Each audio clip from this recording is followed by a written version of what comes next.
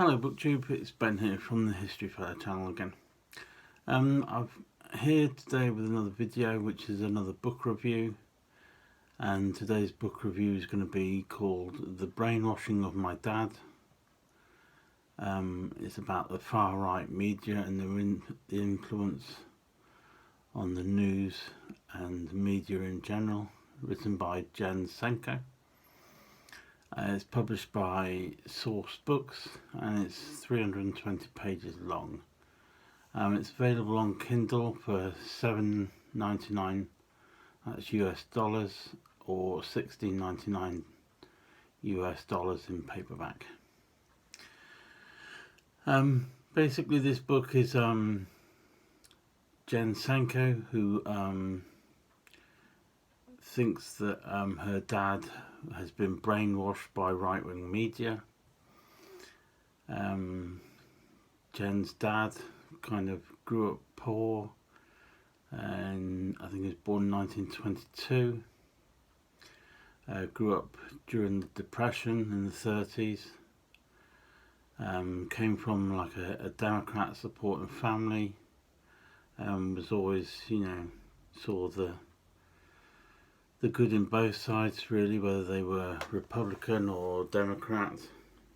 And he was kind of a mild-mannered man, but always a fair man.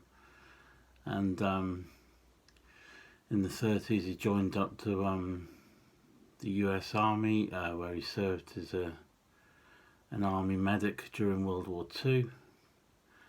And then when he came out of the army after World War II, he then trained or went to university and got qualified as an engineer through university, and then eventually found work, eventually working on a number of projects, including things like the very first emails and the origins of emails and communications in the 70s. But the book generally describes how through his married life, her dad was kind of fair-minded. He had no problems with anybody really, whether you were black, white, whether you were gay or straight, male or female. He didn't really have a problem with anyone, and him and his wife had like a healthy marriage. And this was kind of up until sort of the mid-60s, sort of just after JFK had been assassinated, when things kind of slowly started going downhill. And then obviously into the 70s and 80s, he seemed to change slightly, become more withdrawn and more irritable, and not really wanting to accept other people's views and opinions, and really kind of became the typical white middle class man who was set in their ways. He was religious, and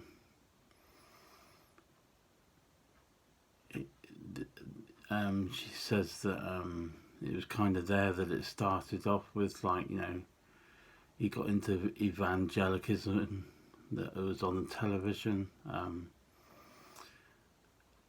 likes of Billy Graham and that would suddenly start out with their shows on various channels.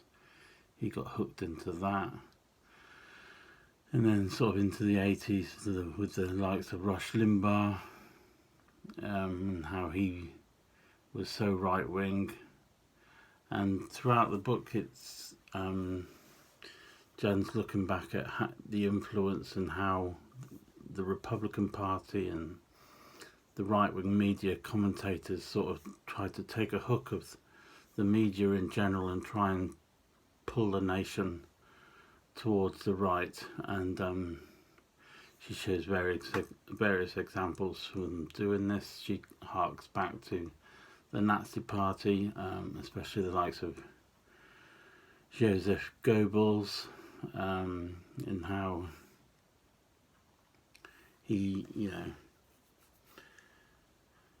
how he would manufacture right-wing news and media himself, and it was kind of, and I've got a quote, let me just bring it up on my tablet, how he used to control the German people and the population through right-wing lies and media. And I've got a quote here. As Joseph Goebbels has said, the bigger the lie, the better, and if you keep repeating it, it becomes believable. One reason the lying tactic is so effective is because people are conditioned to believe the authority figures when they say something. No one wants to believe they are being lied to. Repetition is key for this strategy.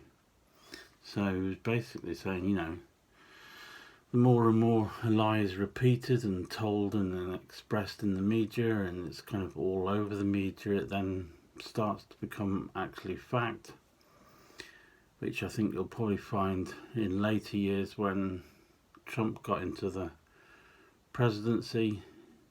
If you look it up, you'll find that he told thousands and thousands upon lies or facts that just weren't true. But the more and more he repeated it, the more and more rolling news showed this on television, the more it was then believed by people who weren't willing to find out the facts themselves. But eventually in the book, Jen Senko's dad, he has a period of time where he has to go into a nursing home, and plus at the same time his radio dies and needs refixing, and of course he puts it in the garage he's going to fix it eventually, but he doesn't get round to doing that. So of course, with him not constantly being bombarded by right-wing media, emails, newsletter campaigns, and he's not listening to right-wing shock jock radios, he's then not listening to the lies constantly, and it's there on that he seems to lighten up a bit more, and he's more willing to have conversations with his family and his wife, and their relationship gets much better, and obviously the relationship between him and his daughter gets better, luckily before he ends up dying at a ripe old age. But it's a really good book. Jen Senko's turned this into a documentary film. I'll leave a link to the description below this video. But it's a fascinating book that looks at how the right wing is controlling the media,